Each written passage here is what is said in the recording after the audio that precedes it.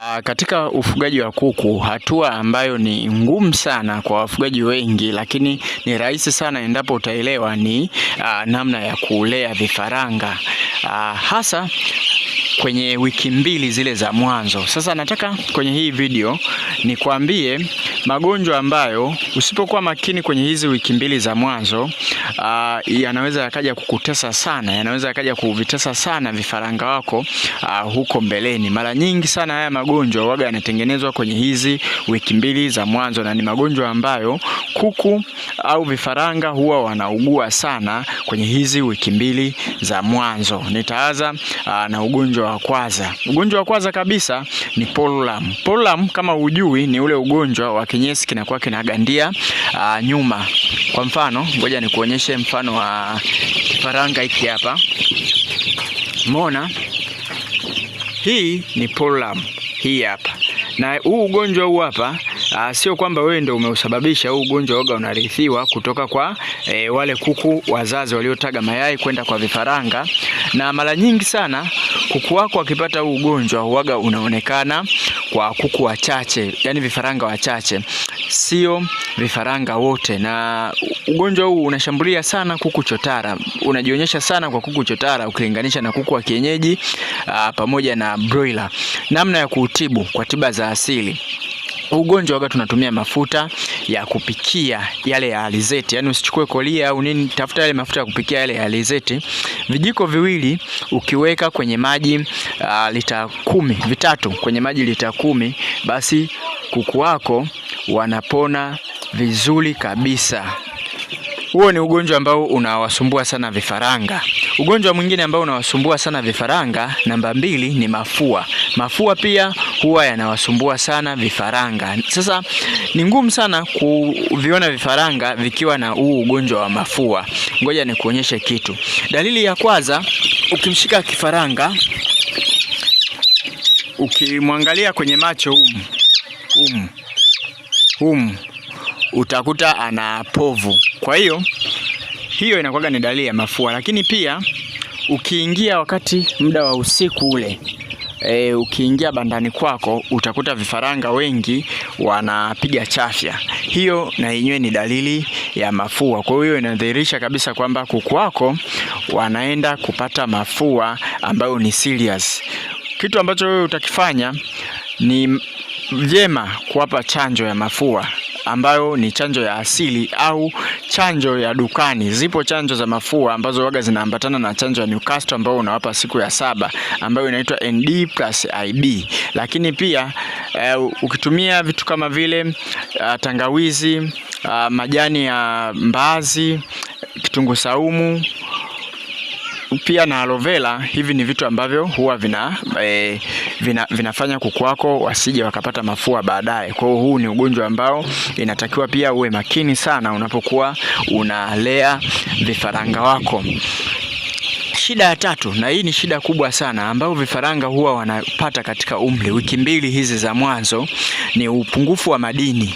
Upungufu wa madini unaweza kuwa madini ya calcium, lakini pia na upungufu wa vitamin.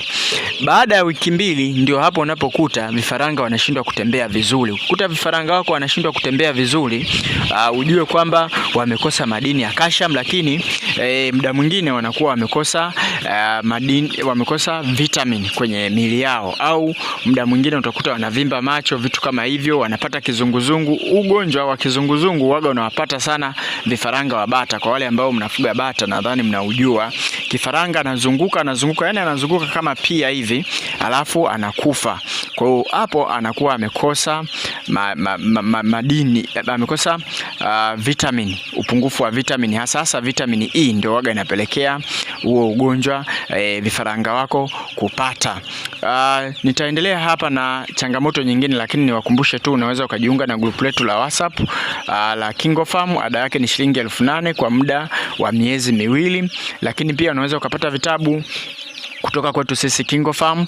Vitabu vyetu vitakusaidia wewe kutengeneza chakula, kuwatibia kuku wako, lakini pia vitakusaidia wewe mfugaji kuweza kupunguza gharama za ufugaji ukiwa na vitabu vyetu, na vinaelekeza kabisa jinsi ya kulea vifaranga, kupokea na jinsi ambavyo unaweza ukapunguza hizo gharama, kama vile kutengeneza chakula wewe mwenyewe, lakini pia ujenzi wa mabanda rahisi kabisa kwa wewe mfugaji ambaye unaanza. Mfugaji uwe wa chotara, uwe wa kuku wa kienyeji, uwe unafuga broiler, vitabu ambavyo vinakufaa zaidi ni kama bando ya vitabu vitatu hivi. Hivi vitabu vitatu gharama yake ni shilingi 30,000, maana yake kitabu kimoja ni 10,000 na ni soft copy tutakutumia kwa njia ya WhatsApp.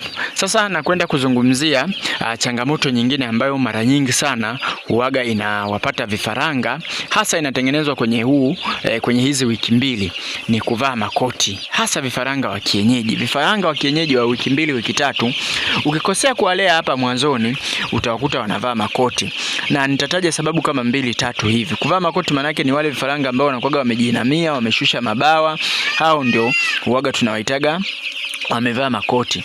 Kwanza ni chakula. Umeona, kwa mfano sisi tunawapa starter. Utakuta kuna mfugaji ametotolesha vifaranga vizuri kabisa, lakini anawapa pumba. Sasa ukiwapa vifaranga wako pumba, tegemea kabisa lazima watakuja watavaa makoti. Na kitu kingine ni magonjwa. Yaani kuku akiumwa sana, baadaye anakuja anaenda kwenye hiyo hali.